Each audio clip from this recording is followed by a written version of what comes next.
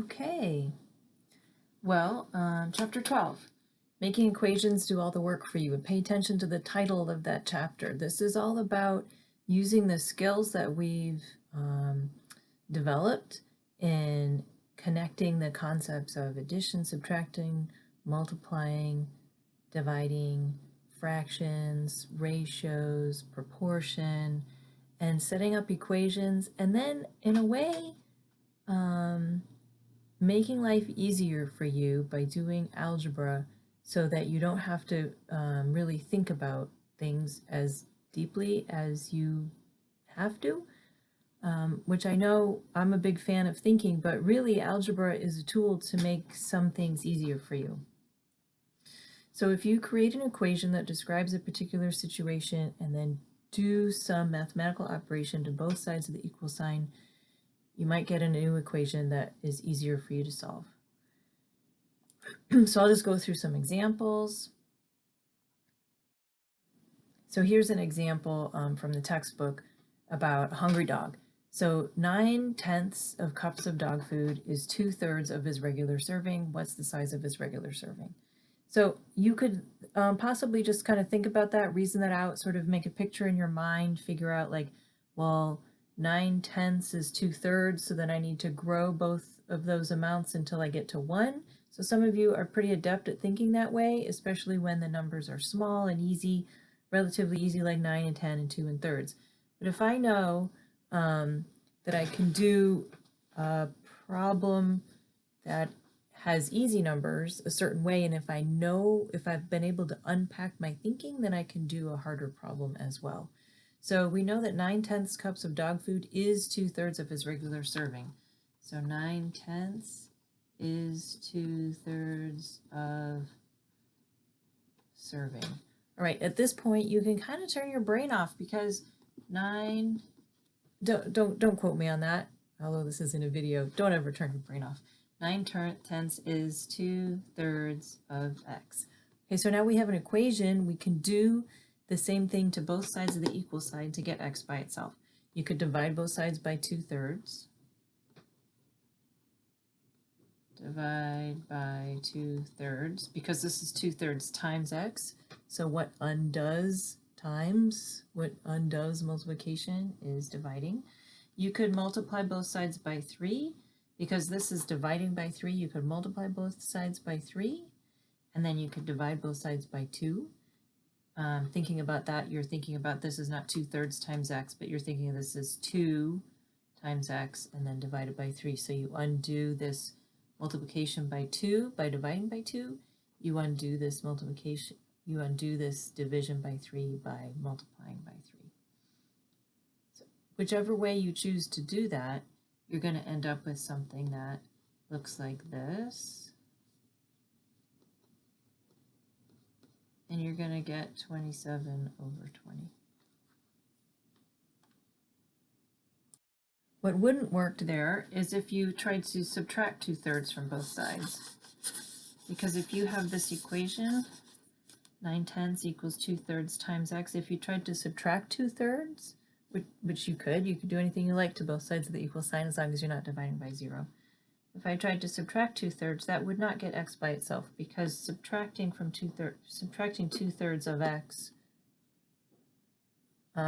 subtracting 2/3 from 2/3 of x will not leave x by itself, because this is 2/3 times x. I need to do a division to undo a multiplication. Okay, another problem. My share of something or other is 2/7 of the total. So I'm dividing something and I'm saying my share is 2/7. I deserve 2/7 of something. Okay, so let's write that down. I get 2/7 of x. We're just calling x my total. Okay, someone else gets 3/5 of the total. So let's say, I don't know, Joe gets 2/5 of x. Okay, so in the textbook I asked this question, is my share bigger? Is my uncle's share bigger? So then I want to know, is 2/7 bigger than 2/5? And I go through that example in the textbook. I'm going to ask a little different question right now. I'm going to say, let's say if Joe gets, I don't know, let's say $75, what do I get? Okay. So Joe gets 2/5 of x, and 2/5 of x is $75. What do I get? How do I answer that question? It's like a two-step problem. If Joe gets $75, that means 2/5 of x is 75. So 2/5 of x is 2/5 times x, and that is 75. Right? Okay, so if 2/5 of x is 75, then x is going to be, I can solve for x given this equation, right? So I'm going to flip it to the other side and erase that. Okay, so 2/5 of x is 75. I need to get x by itself. I could divide both sides by 2/5, which is the same thing as multiplying both sides by 5/2. So I'm going to x equals 75 times 5, all divided by 2. I could do that arithmetic and figure out what that number is, but I know that sometimes if I leave the arithmetic to the very end, things cancel out and it makes the math easier, so I'm just going to leave it as whatever number that is, 75 times 5 divided by 2. I could probably do that in my head, but I don't really feel like it. So if that is true, then what was my share? I get 2/7 of x. So I get 2/7 of 75 times 5 divided by 2. So that's 2/7 times 75 times 5 divided by 2. Oh, so I just made these numbers up. I didn't know it was going to work out this way. But I have 2 divided by 7 times 75 times 5 divided by 2. So here I have a times 2 and a divided by 2. If I times 2 and divide by 2, that cancels out. So I get a 75 times 5 over 7.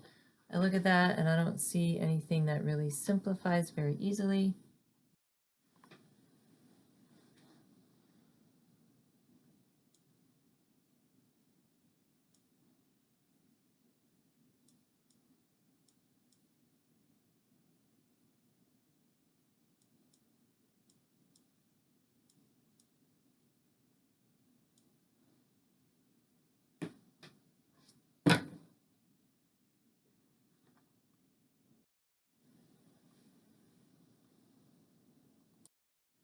Okay, the ratio of two numbers is simply one number divided by the other number.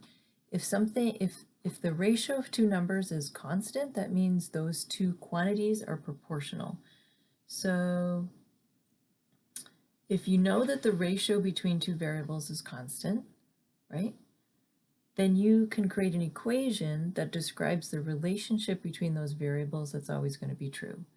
For example, if I know that the ratio of sugar to flour in a recipe is 1/2, that means the ratio is 1 to 2, then you know that always, no matter how much sugar and how much flour you're going to use, no matter how much, how many batches of cake you're going to make, that the quantity of sugar divided by the quantity of flour is always going to equal to 1/2. So ratio of x to y, say that could be anything at all. Some people write it like that with a colon. I don't really know why. I like it better writing it like that. That clearly shows that it's one number divided by the other. I guess the problem with this is that if y equals 0, but you can't have something proportional to 0 anyway, so it can't ever be equal to 0. So if the ratio of flour to sugar in a recipe is 1/2, let's say 1/2 let's say 1 to 2. So flour to sugar ratio is 1 to 2. That means that whatever flour is divided by whatever sugar is always going to be 1/2. If you know how much flour you have, you could plug in that number there and figure out how much sugar you need. If you know how much sugar you need, you could plug that number to there and know how much flour you have. Okay? So if you know the ratio of two numbers and you know the exact value of one of them, you can always find the other one. Sometimes ratios are expressed with like more than one number. So the example in the text is a recipe where there are just three quantities, flour, fat, and water. And for a pie crust recipe, I don't think this is true actually, so don't try making this at home because my mother informed me that that is too much shortening. But anyway, let's just go with it. So if you have 3 parts flour, 2 parts fat, 1 part water, the ratio is going to be 3 to 2 to 1. And you can create equations knowing that. So, right, so if the ratio is 3 to 2 to 1, and what was it? It was flour, and I'm going to say butter instead of fat because fat and flour both start with the letter F, and I don't want to be confused. And this is water. Okay, so that means those ratios are always the same. So what does that mean? That means F over B, no matter what F over B, no matter what F is, and no matter how much butter I have, no matter how much flour I have, no matter how much butter I have, flour divided by butter is always going to, that equation is always going to be true, right? So for example, suppose, right, I have, I don't know, 2 cups flour, right? How much butter do I need? Well, I would go 2 over B equals 3 over 2, and I would solve for B. B's on the bottom there, so what do? I multiply both sides by B, and I get 2 equals 3 over 2 times B, okay? So remember, if I want to clear this fraction, I need to multiply both sides by B. I get that. Now here I need to solve for B. I could divide both sides by 3 over 2. I could multiply both sides by 2 and then divide by 3. I could divide both sides by 3 and then multiply both sides by 2. Those are my options. Whatever sort of procedure I choose, and you should really do this, right? Whatever way is most comfortable with you. There's no one right way to do it. There's infinite number of wrong ways to do it, but there is no one wrong way to do it. There is no one right way to do it. I end up with B equals 4 over 3. Okay, or 1 1/3. So if I have 2 cups of flour, that means I'm going to need 1 1/3 cups of butter. Right, that equals 1 plus 1/3. Because 3 goes into 4 once, with 1 left over, 1/3. Okay, so that's why the title of this chapter is called Making Equations Do All the Work for You. So you set up this equation like this, right? Actually, you set up this equation, and then you used algebra to find out what the answer to my question was, which was how much butter do I need if I've got 2 cups of flour. All right, I'm going to go over this example. A pan of brownies was left on the counter, and a quarter of the pan had already been eaten. I'm going to draw a picture, because drawing a picture is almost always a good idea. So brownies, right? They're like a sheet cake. So for those of you who don't know what brownies are, quarter of the pan had already been eaten. So this is what's gone, right? So that's gone. Okay, so 3/4 is left. Then John came along and ate 2/3 of what was left. Oh, looking at this this is why drawing a picture is always a good idea. If you see that he ate 2/3, this is what was left. Divide that into thirds. It's already divided into thirds, right? Because what we have is 3/4 of the total. So we have 3 pieces here. If I divide that into thirds, John came along and ate 2/3 of what was left. So he ate this and this, right? So John ate this, okay? So that's a picture of what we have. And then A, what fraction of the total pan of brownies was on the counter before John came along? So what fraction of the total pan of brownies, so that's this part right here, that's what was there. And that is 3 parts out of 4. So 3/4 was left, right, before John showed up. Okay, What fraction of the whole pound of brownies did John eat? He ate this, right? And that is, these are each a quarter, right? Because a quarter was gone. So he ate 2 quarters, right? John ate 2 quarters, or 1/2 of the pan. What fraction of the whole pan was left after he finished eating? Well, that was what's left, right? So 1/4 was left in the pan. If a whole pan of brownies is 5,000 calories, how many calories did John eat? So John ate half of 5,000, right? Half of 5,000 is 2,500. So John ate 2,500 calories. That's a lot of calories, John. Okay, so that's an example. This is number 20, by the way, in chapter 12. So that's an example of using a picture to really help you solve a problem. Now I'm going to do that same exact problem a different way.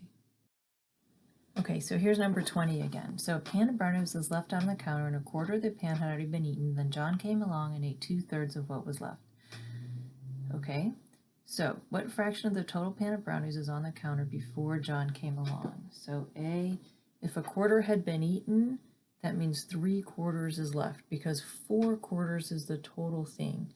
So 4/4 minus 1/4 is 3/4. So 4/4 minus 1/4 equals 3/4, right? Was left on counter. Okay. The next question. What fraction of the whole pan of brownies did John eat? He ate 2/3 of what was left there. So how am I going to think about that? So 2/3 of what was left there of 3/4, right? So that equals what John ate. So he ate 2/3 of 3/4. Well, what is 2/3 of 3/4? That's going to be 2/3 times 3/4. That's going to be, you can multiply straight across, you could cancel the 3's, you're going to get 1/2. Okay, so I'm doing this without drawing a picture, I'm just kind of doing the arithmetic. So 2/3 of 3/4. So 3/4 was left on the counter. He ate 2/3 of it. 2/3 of 3/4 is 1/2. The next question, what fraction of the whole pan was left after he finished eating? How can I think about this? Well, there was a whole pan. There was a whole pan of brownies. We'll just do 1. And then somebody came along and ate 1/4 of it, right? And then John came along and he ate 1/2. What fraction of the whole pan was left after John finished eating? Does that make sense? So there was a whole pan, 1/4 of the pan got eaten, and then John ate 1/2 a pan. And this is what was left after John finished eating. There's probably other ways to think about this. I'm sure there's other ways to think about this. So 1 minus 1/4 is going to be 3/4. 3/4 minus 1/2. You could find a common denominator there, right? So 3/4 minus 1/2 times 2/2. I need a common denominator of 4. So I get 3/4 minus 2/4, and I get 1/4. Okay. So that is the fraction of the whole pan that was left after he finished eating. So there was 1/4 left. And then the last question, if the whole pan of brownies is 5,000 calories, how many calories did John eat? So he ate 1/2 a pan of brownies, so 1/2 of 5,000 is 2,500. So that's similar to how I did it before. So this is kind of doing the mechanics of fractions, problem solving, and the way I did it, oops, I erased it. The way I did it the first way was by drawing a picture. So often drawing a picture is much easier, but that doesn't mean that writing it out this way is wrong. Okay, so the other example I want to do is number 29. So an empty box weighs B pounds. So I don't know how much it weighs. It weighs B pounds. I'm going to write that down. Empty box is B pounds. Okay. It's filled with some cookies and each cookie weighs C pounds. So each cookie weighs C pounds.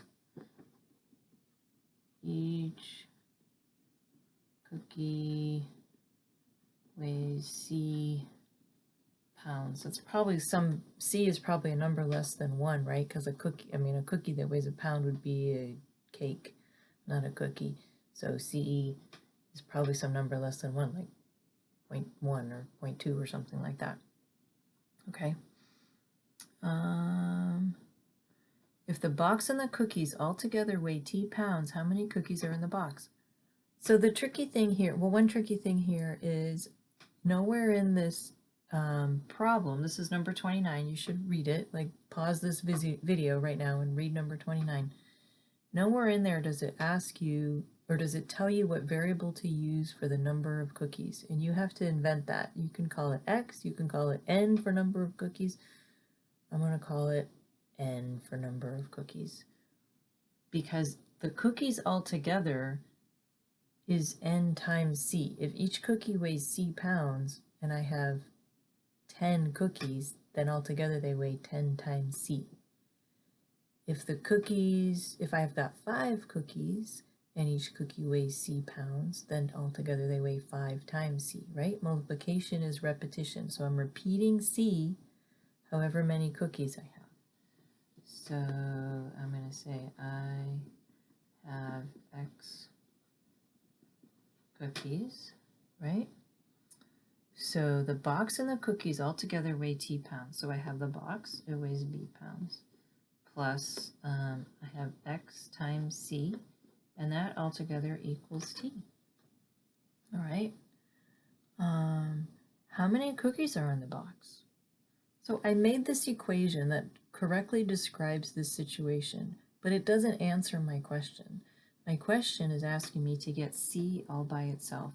I need to unpeel all the math that's being done to C starting on the outside. So first I can subtract B from both sides because that's the easiest thing to do. X is being multiplied to C right here, but first I need to subtract B because I'm working my way from outside to in. So I subtract B, and I get X times C equals T minus B. Okay, and now I want to get X by itself, right? So I divide by C, and I get X equals T minus B over C. Is this some equation that you should memorize? No, of course not. Is this some equation you can memorize? No, of course don't memorize it, right? What you should memorize, though, is that is symbolized with this equal sign, right? That when you repeat things, you need to multiply them. So if I have X cookies and each cookie weighs C pounds, altogether they weigh X times C pounds. And then if I want to add that weight to the weight of the empty box, that's going to be the weight of the total.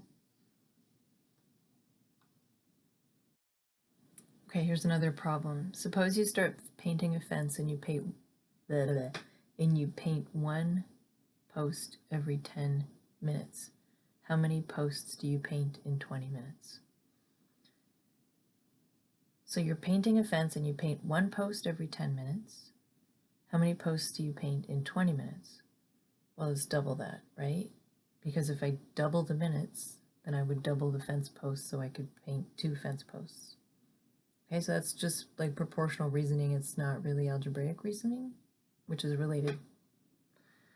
But if I double the minutes, then I need to double the fence posts because they're proportional. How many posts do you paint in 60 minutes? If in 10 minutes I can paint 1, so to get, what do I need to multiply to 10 to get to 60? It's 6. So in 60 minutes I would paint 6 fence posts. All right, how many posts do you paint in M minutes? So let's think about that, because now we're getting abstract, right? So you paint one post every 10 minutes. So one post every 10 minutes. The number of posts I paint and the time it takes me to paint them are going to be proportional. So I can set up a ratio and set up an equation that's always going to be true. So I'm going to say like the number of posts over the minutes is always going to be 1 over 10. Okay, so what's an equation that describes, or how many posts do I paint in m minutes? So how many posts do I paint in m minutes? I need to solve this equation for number of posts. So the number of posts equals 1/10 times minutes. Okay, so our P equals m over 10. Or 1/10 times m, right? So m divided by 10 is the same thing as 1/10 times m. So this is an equation, right, that I could use no matter what. If I'm going to say, well, how many minutes do you have? If I have 23 minutes, how many posts am I going to paint? It's going to be like 2.3 posts. So I could just plug in any number of minutes and get out however many posts that I could paint in that amount of time. Okay, so this is the number of posts that I paint because I paint one post every 10 minutes. Someone else in this problem named Jessie paints one post every 5 minutes. So Jessie paints one post per minute. It's one post every 5 minutes. So this ratio is going to be 1 to 5. So I'm going to say this is RJ, this is the number of posts that Roxanne paints, and this is the number of posts that Jessie paints. So I stuck a J there. So my variable is a little bit like complicated, but I just want to keep track of what it means. So then I have, well, the posts that Jessie paints, PJ equals 1/5 times M, or M over 5, however you want to write it. Okay. So if we're both painting posts, let's make this question a little bit more complicated. If we're both painting, what's an equation that describes between that describes the relationship between how many posts we can paint together and how many minutes we work? So we start working at the same time, we knock off work at the same time. So the posts I paint is going to be m over 10. It's the same number of minutes, right? So this variable m is going to be the same for both of us.